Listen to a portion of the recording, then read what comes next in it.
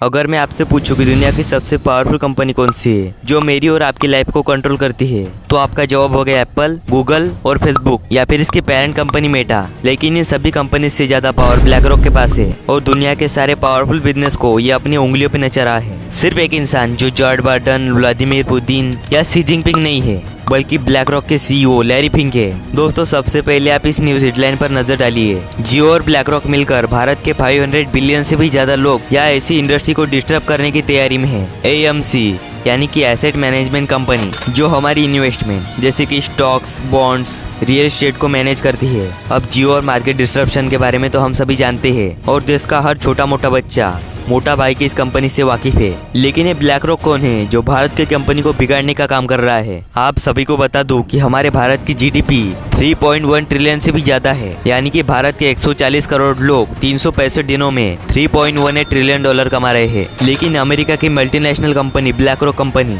अकेले 9.4 trillion dollar कमा रही है, यानी कि भारत की जीडीपी से 3 गुना ज्यादा रुपए। ये इतना ज्यादा पैसा है कि मुकेश अंबानी, ये भारत के सबसे अमीर इंसान है ना, उनकी सारी की सारी दौलत आप जितनी भी ले लो, उनका सिर्फ 1% के बराबर है। सिर्फ 1%। दुनिया के सिर्फ 2 देश यूएसए और चाइना, ये दोनों देश इस कंपनी के एसेट से ज्यादा है और अमेरिकन एसेट का 50% तो ये कंपनी संभालती है। मार्केट में हो रही उथल पुथल की वजह से इन्होंने 1.7 ट्रिलियन डॉलर गंवा दिए थे और ब्लैक रॉक के लिए ये 18% ग्रोथ थी। लेकिन दुनिया में 11 ही ऐसे देश है जिनकी इकोनॉमी 1.7 ट्रिलियन डॉलर से ज्यादा है। लेकिन आप सोच रहे होंगे कि ये कंपनी इतनी बड़ी बनी कैसे? इसकी जानकारी के लिए हमें ब्लैक रॉक की शुरुआत और इसकी हिस्ट्री को जानना होगा। दोस्तों, हमारी कहानी शुरू होती है 2 नवंबर 1952 से, जब लैरी फिंक का जन्म हुआ। लैरी फिंक की पढ़ाई की बात करें तो उन्होंने पॉलिटिकल साइंस से बीए किया और फिर रियल एस्टेट से एमबीए। इसके ठीक बाद साल 1976 में वो फर्स्ट बोस्टन नाम के बैंक में as a security trader join कर लेते हैं। मतलब पॉलिटिकल साइंस से होते हुए एमबीए और फिर फाइनेंशियल मार्केट। साल 1994 में कुछ ऐसा हुआ जो लैरी के बिजनेस के लिए बहुत ही टर्निंग पॉइंट साबित हुआ।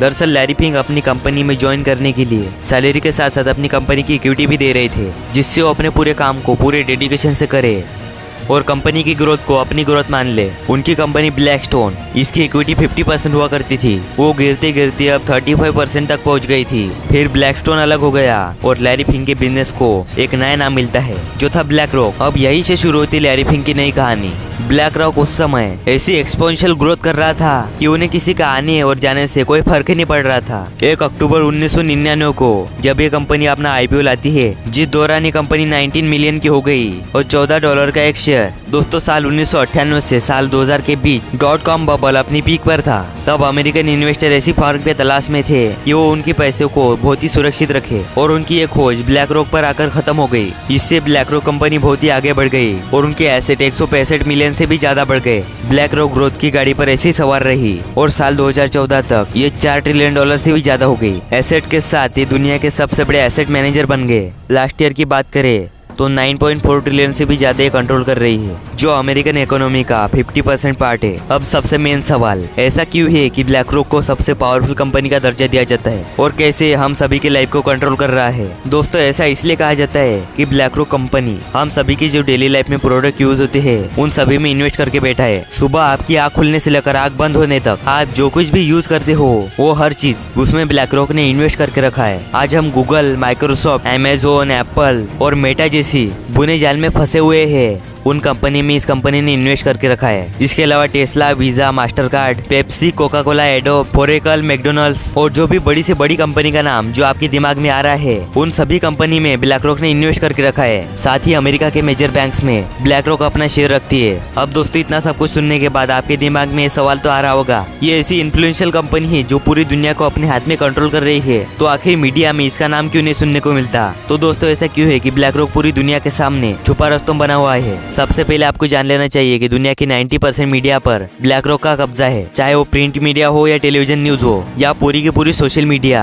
कहने का मतलब है ब्लैक रॉक का नाम पूरी दुनिया में कहीं भी नहीं लिया जाता, इसमें कुछ ना कुछ ब्लैक रॉक की मर्जी छुपी हुई है। दरअसल मीडिया में आने का मतलब है कि पूरी दुनिया के लोग ब्लैक रॉक का ही नाम सुनेंगे और पूरी दुनिया ब्लैक रॉक के बारे में सोचेंगे और उनके हर छोटे बड़े कदम को न्यूज हेडलाइन बनाकर रख देंगे, जो कि ब्लैक रॉक कभी नहीं चाहता। ऐसा इसलिए जिसको ज्यादा मीडिया अटेंशन मिलता है उसे उतना एक्सपोजर भी मिलता है, और ऐसे में उस कंपनी के पॉलिसीज का विरोध करने वाली बहुत लोगों की संख्या बढ़ती है। एग्जाम्पल के लिए, अगर कल मोदी पाकिस्तान पर कब्जा कर ले और मीडिया वाले इस खबर को चलाए ही ना, तो आपको सालों साल इसके कानों खान खबर ही नहीं होगी। वैसे दोस्तों, इस वीडियो से पहले आप ब्लैक रॉक को जानते थे या नहीं, हमें कमेंट करके जरूर बताएं। बाकी आज के लिए इतना ही। Thanks for watching.